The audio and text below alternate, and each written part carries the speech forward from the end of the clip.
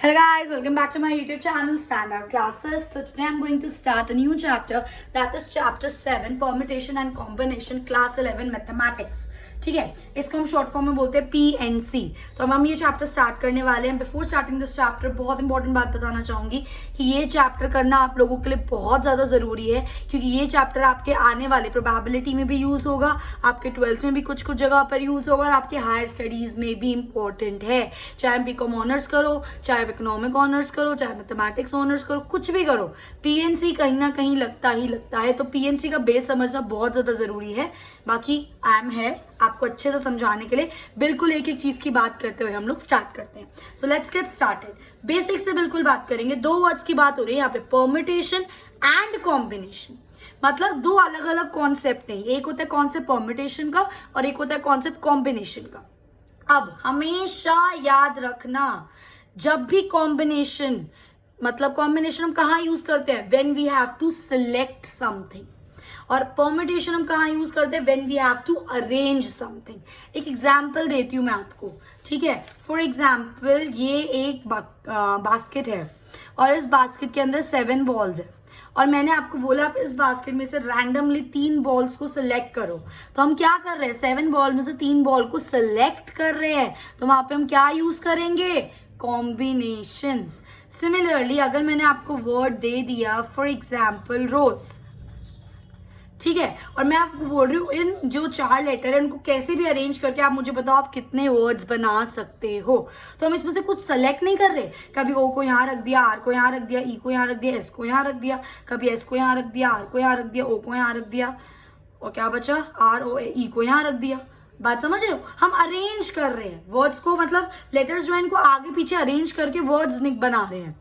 ठीक है, तो जब आप कुछ ऐसा करते हो तो उसमें हम क्या यूज करते हैं, परम्यूटेशन. तो ये सबसे बेसिक और सबसे जरूरी बात है, क्योंकि क्वेश्चन में आपको वहां पे डायरेक्ट मेंशन नहीं होगा solve it by permutation, solve it by combination. आपको खुद क्वेश्चन पढ़ के आइडेंटिफाई करना पड़ेगा कि इसके अंदर सिलेक्शन हो रहा है या इसके अंदर अरेंजमेंट हो रहा है. अगर उसके अंदर सिलेक्शन हो रहा है तो आप कॉम्बिनेशन यूज करोगे, अगर उसके अंदर अरेंजमेंट हो रहा है तो आप परम्यूटेशन यूज करोगे. आई होप गाइस ये चीज आपको क्लियर है. ठीक है, तो इतना हमने कर लिया. एक बार फिर से बोलते हैं, सिलेक्शन जब भी हम करते हैं तो हम क्या यूज करते हैं, कॉम्बिनेशन. अरेंजमेंट हम जब भी करते हैं तो हम क्या यूज करते हैं, परम्यूटेशन. वी आर क्लियर, ठीक है. अच्छा, सिलेक्शन के लिए एक और इंपॉर्टेंट बात, in selection same can not be repeated. Same can not be repeated. जैसे मैंने यहाँ पर आपके लिए एक एग्जाम्पल है, मतलब समझना इस बात का. मैंने यहाँ पर अल्फाबेट्स उठाए ABCD और मैंने आपको बोला इसमें से कोई भी 2 अल्फाबेट आप उठा लो, any 2 अल्फाबेट्स. अब ध्यान से देखना कौन से अल्फाबेट्स है हमारे, ABCD. 2 उठाने, तो A के साथ B उठा लिया पहले, फिर A के साथ C, फिर A के साथ D. अब B के साथ उठाओ, कैसे भी कर सकते हैं ना. तो B के साथ A बोलोगे आप, ठीक है. B के साथ B तो नहीं हो सकता, B के साथ C और B के साथ D. ठीक है, अब C के साथ उठाओगे आप, C के साथ A, C के साथ B और C के साथ D. सिमिलरली D के साथ A, D के साथ B और D के साथ C.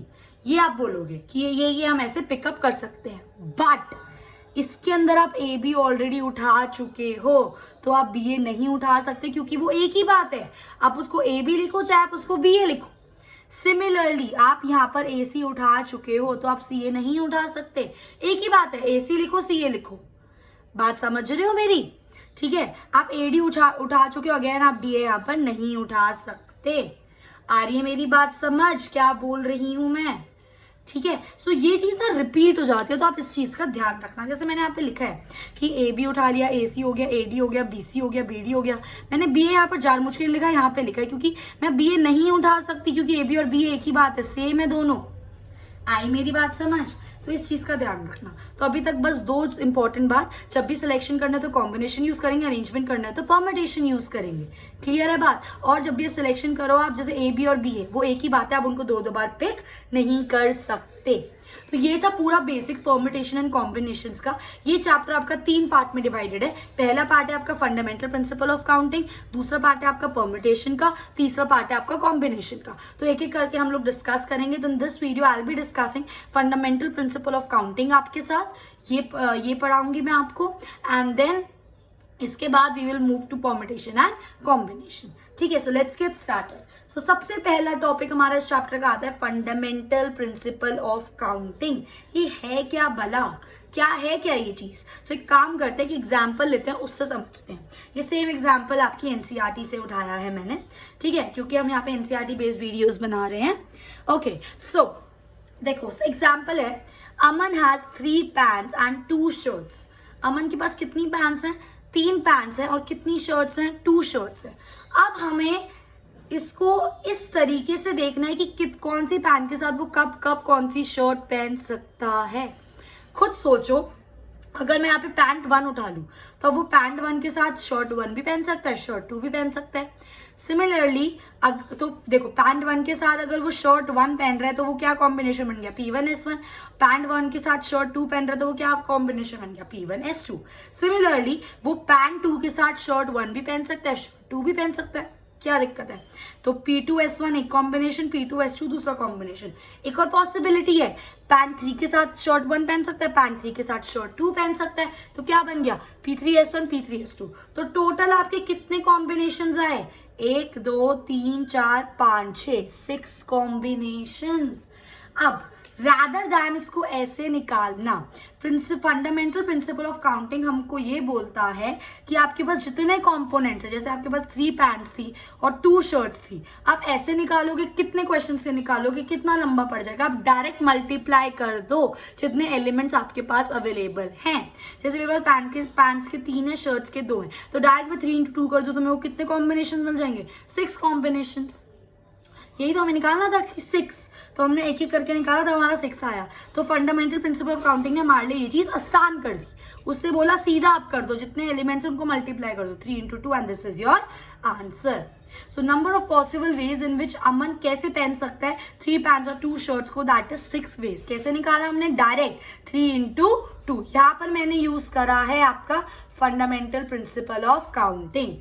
3 मतलब these are the 3 ways in which he can wear 3 pants। 3 pant से 3 तरीके से पहन सकता है। सिमिलरली 2 शर्ट 2 तरीके से पहन सकता है। टोटल पैंट और शर्ट कितने तरीके से पहन सकता है? 3 into 2 that is 6। I hope ये चीज आपको अच्छे से समझ आ गई है। That is known as fundamental principle of counting. ठीक है, इसी के बेस पे आपकी पहली एक्सरसाइज है। अभी आपको और समझ आएगा। In this video I will be discussing examples and few questions, and in my next video I will be uploading a complete 7.1 exercise based on fundamental principles of counting. ठीक है, so let's get started. Okay, so हमारा example 1 क्या है? Example 1 है हमारा find the number of 4 letters. देखो एक चीज मैं आपको बताती हूँ गाइस, आप जब भी पीएनसी की क्वेश्चन सॉल्व करोगे, आपको सबसे पहले गोल्डन रूल बता रही हूँ मैं आपको, 2 चीजें ध्यान में रखनी है। क्वेश्चन के अंदर से आपको 2 चीजें ढूंढ कर निकालनी है। पहली चीज, जो चीज आपको दे रखी है, और दूसरी चीज, जो जितने वर्ड्स या जितने लेटर्स या जितने नंबर्स का आपको चीज बनाना है। आ रही है मेरी बात समझ? ये 2 चीजें आपको क्वेश्चन में से निकालनी है। और तीसरी चीज तो ऑटोमेटिकली आपको समझना है कि हमें क्या यूज करना है। हमें प्रिंसिपल ऑफ काउंटिंग यूज करना है, हमें परम्यूटेशन यूज करना है, या हमें कॉम्बिनेशन यूज करना है। तो ये चीज आपको प्रैक्टिस से समझ आ जाएगी। ठीक है, अब जैसे जैसे मैं एग्जाम्पल्स कराऊंगी वैसे वैसे आपको ये चीजें और ज्यादा क्लियर होती रहेंगी। ठीक है, okay, example 1, find the number of 4 letters. हमें 4 लेटर वर्ड, हमें 4 लेटर का वर्ड निकालना है। मतलब ये चीज हमें फाइंड करनी है। मैंने बोला ना, एक चीज जो गिवन हो क्वेश्चन में वो, और एक जो आपको फाइंड करना है। फाइंड में हमेशा कितने नंबर्स, कितने लेटर्स, ये चीज होती है। ठीक है, आपको यहाँ पे लिखा है number of 4 letter word, 4 letter का वर्ड है, तो 4 बॉक्स बना लो। ठीक है, ये चीज हमें फाइंड करनी है। विद और विदाउट मीनिंग बोल रहा है, जो भी आप वर्ड बनाओगे 4 लेटर का, उसका कोई मतलब हो ना हो कोई फर्क नहीं पड़ता। ठीक है, which can be formed out of letter word rose. हमें रोज में से 4 ऐसे बनाने, मतलब हमें गिवन क्या है? रोज गिवन है हमें, और उसमें से ये 4 लेटर्स हैं, इसको यूज करके हमें वर्ड्स बनाने हैं। ठीक है, और एक और चीज हमें बहुत इंपॉर्टेंट बोली है, repetition of letter is not allowed. बात को समझना, मैं बहुत जरूरी चीज बताने वाली हूँ। गिवन है आपको रोज, ठीक है, ये आपको 4 लेटर दे रखे हैं, दैट इज ROSE। अब इन 4 लेटर से हमें कुछ ऐसा करना है कि जिससे हम इन 4 लेटर से हमें ये बताना है कि कितने और 4 लेटर वाले वर्ड्स बन सकते हैं, फिर चाहे उनका मतलब हो फिर चाहे उनका मतलब ना हो। ठीक है, तो अब देखो ये चीज आपको दे रखी है, ये चीज आपको निकालनी है। तो सबसे पहली चीज हम लेटर्स को इधर उधर करेंगे, तो हम इसमें क्या यूज कर रहे हैं, बेसिकली लग तो परम्यूटेशन रहा है, बट क्योंकि मैं आपको इस ये वाली जो एक्सरसाइज है आपकी फंडामेंटल प्रिंसिपल ऑफ काउंटिंग पे बेस्ड है। गाइस क्या होता है, एक चीज बताती हूँ, फंडामेंटल प्रिंसिपल ऑफ काउंटिंग और जो परम्यूटेशन है ना क्लोजली रिलेटेड एक दूसरे से। ठीक है, मतलब एक ही चीज है दोनों में, बस जब मैं आपको परम्यूटेशन कराऊंगी ना आपको चीज समझ आ जाएगी कैसे फंडामेंटल काउंटिंग और परम्यूटेशन एक ही बात है, बट फंडामेंटल में हम डायरेक्ट मल्टीप्लाई करते हैं और परम्यूटेशन में हम एक फॉर्मूला यूज करते हैं, पर करते हम सेम चीज है। ठीक है, तो ये भी मैंने आपको चीज बता दी।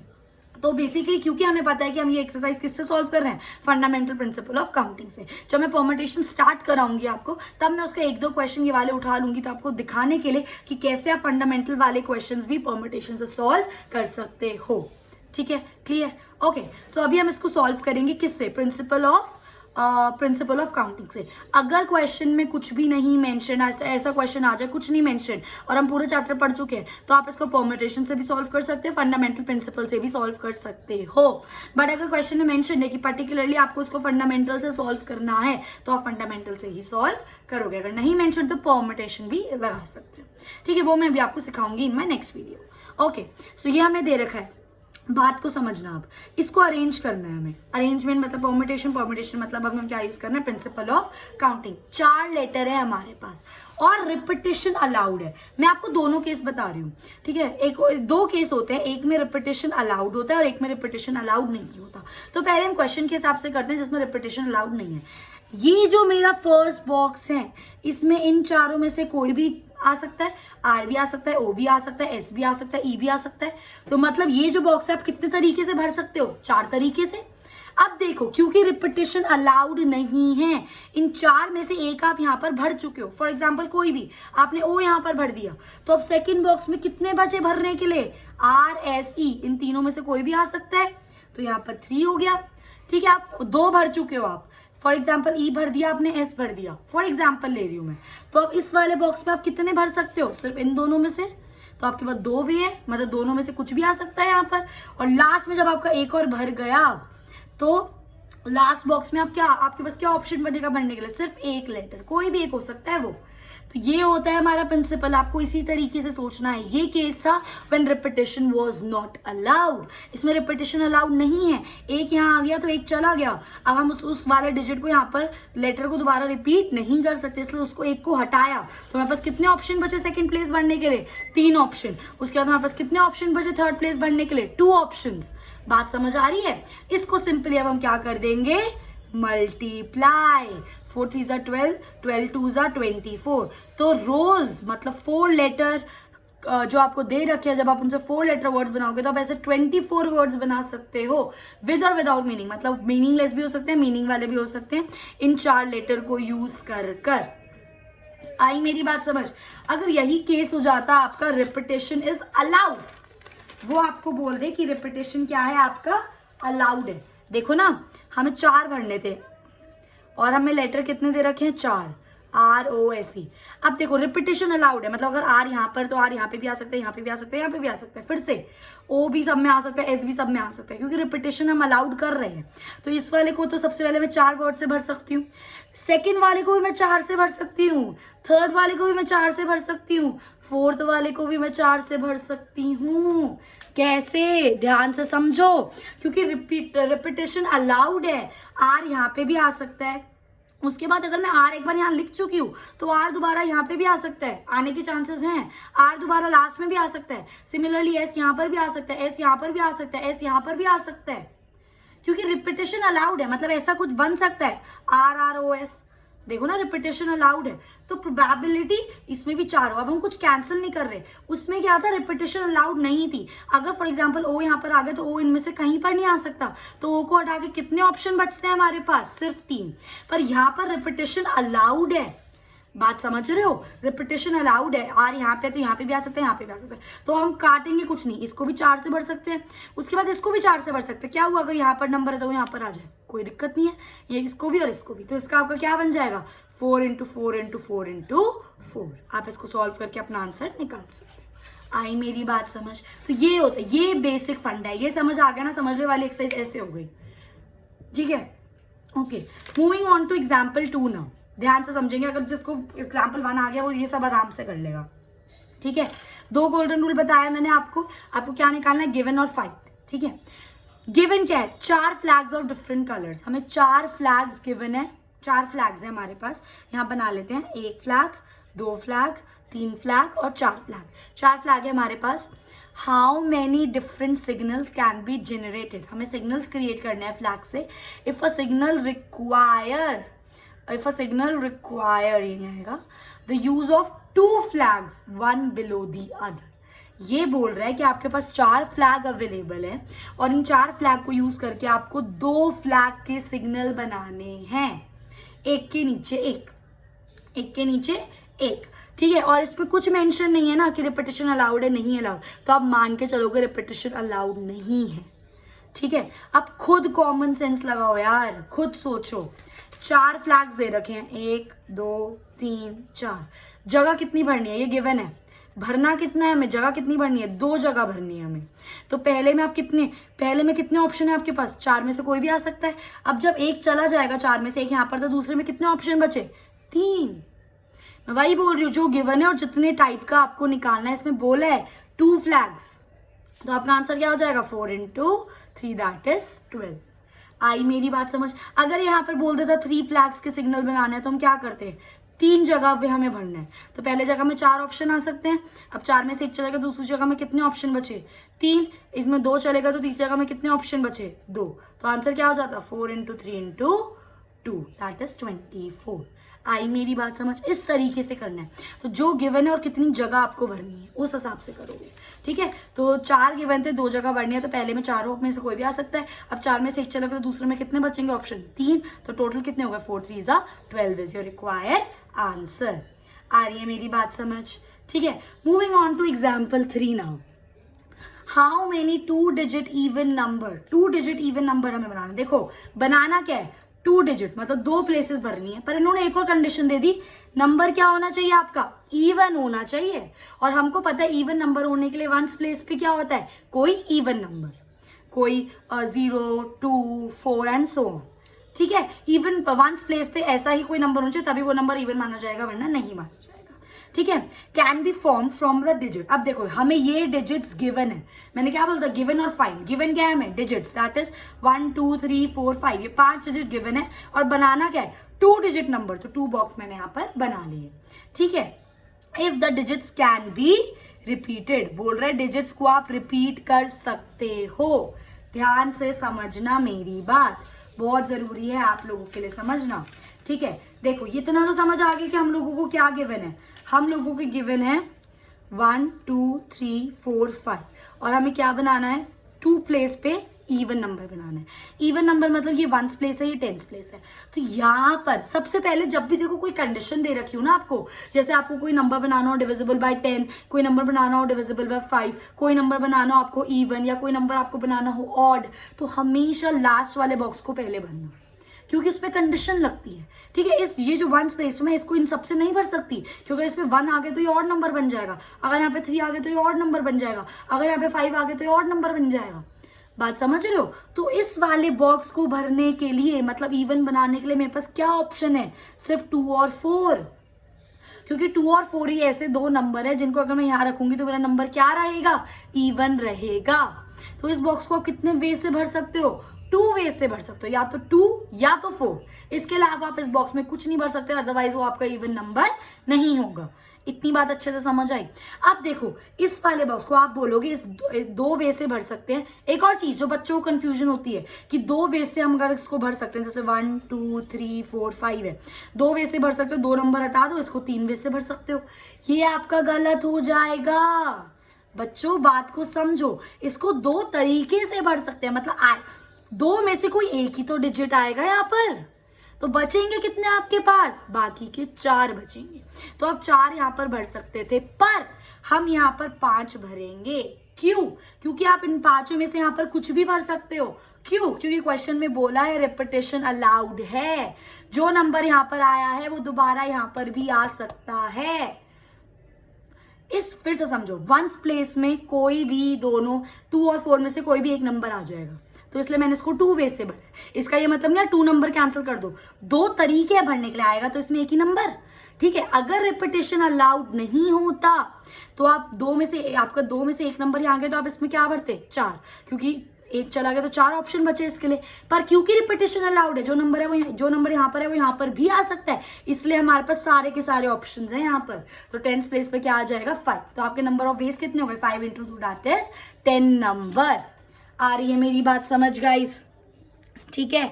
सो मूविंग ऑन टू एग्जाम्पल 4, ठीक है। बहुत इंपॉर्टेंट एग्जाम्पल है, यूजुअली एग्जाम में पूछ लिया जाता है, तो प्लीज ध्यान से समझना, इस क्वेश्चन की लैंग्वेज समझना। परम्यूटेशन एंड कॉम्बिनेशन से बस क्वेश्चन को लैंग्वेज ही समझना है, जहाँ पे क्वेश्चन की लैंग्वेज से समझ आ गई ऐसे हो गई चीजें, ठीक है।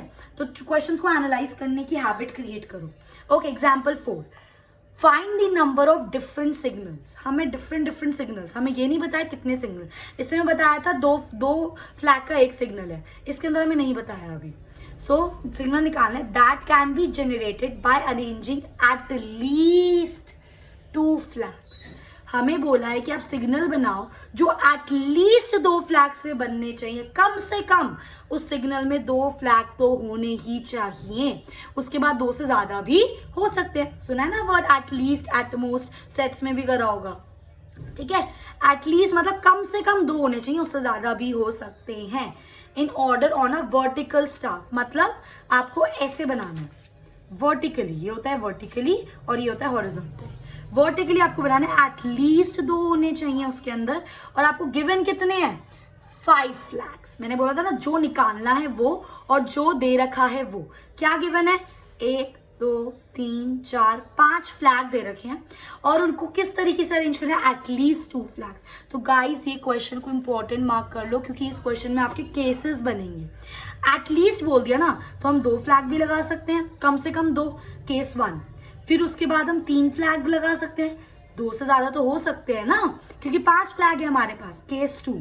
फिर केस 3 में आप 4 फ्लैग्स भी लगा सकते हो, और केस 4 में आप 5 के 5 फ्लैग भी लगा सकते हो, क्योंकि एट लीस्ट बोल दिया उसने। अगर वो बोलता एटमोस्ट 2, एटमोस्ट मतलब हद से हद 2, तो 2 केस बनते, एक तो 1 फ्लैग का और एक 2 फ्लैग का, क्योंकि हम 2 से ज्यादा यूज नहीं कर सकते। पर उसने बोला यहाँ पे एट लीस्ट 2, कम से कम 2, तो 2 भी हो सकते हैं, 3 भी हो सकते हैं, 4 भी हो सकते हैं और 5 भी हो सकते हैं, क्योंकि यहाँ पे 5 फ्लैग। अगर यहाँ पे 6 फ्लैग होते तो 6 भी हो जाते, 7 भी हो जाते। आ रही है मेरी बात समझ। अगर वो बोलता एट मोस्ट 3, वो बोलता एट मोस्ट 3 मतलब 3 से ज्यादा नहीं, तो 3 केसेस बनते, 1 फ्लैग का, फिर यहाँ पे 2 फ्लैग का और 3 फ्लैग के, इससे ज्यादा नहीं होता। आई मेरी बात समझ, ठीक है। तो गिवन क्या था 5 फ्लैग, और हमने यहाँ पे क्या क्या निकालना है उसके हमने केसेस यहाँ पर बना लिए। तो केस 1 सबसे पहले 2 flags, when 2 flags are used, तो पहले फ्लैग को आप, मैंने क्या बोला था कुछ मेंशन नहीं है रिपीटेशन अलाउड है नहीं अलाउड, तो हम क्या मान के चलेंगे रिपीटेशन अलाउड नहीं है। तो पहले बॉक्स को कितने 5 ऑप्शन है आपके पास, 1 2 3 4 5, तो पहले को आप 5 से भर सकते हो, और दूसरे में अगर देखो अब इसका ये मतलब नहीं 5 कैंसिल हो गए, 5 में से 1 यहाँ पर आ गया तो 1 गया, तो यहाँ के कितने बचे 4, तो 5 4 20। ये केस 1 का आंसर। केस 2 2 से ज्यादा भी तो लगा सकते हैं एटलीस्ट था, तो 3 केसेस, तो पहले को 5 से भर दिया, अब 5 में से 1 चला गया, 1 यहाँ भर दिया ना, तो सेकंड के लिए आपके पास कितने ऑप्शन बचे 4, अब 1 और चला गया, तो थर्ड के लिए आपके पास कितने ऑप्शन बचे 3, तो फाइनल क्या हो गया 5 × 4 × 3 that is 60।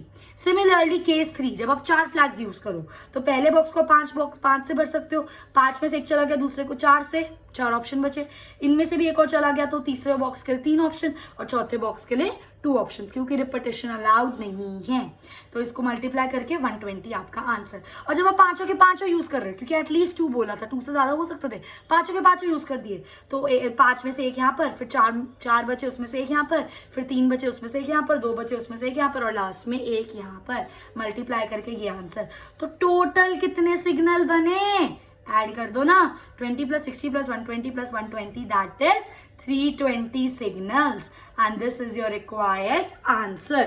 I hope guys ये चीज आपको बिल्कुल अच्छे से क्लियर है. So with this I have completed examples. In my next video I'll be starting with exercise 7.1 जो completely इस concept पर based है. अगर आपको ये चीज अच्छे से समझ आ गई तो आप exercise आराम से attempt कर सकते हो. So If you like my video, please do like, share and subscribe, and thanks for watching.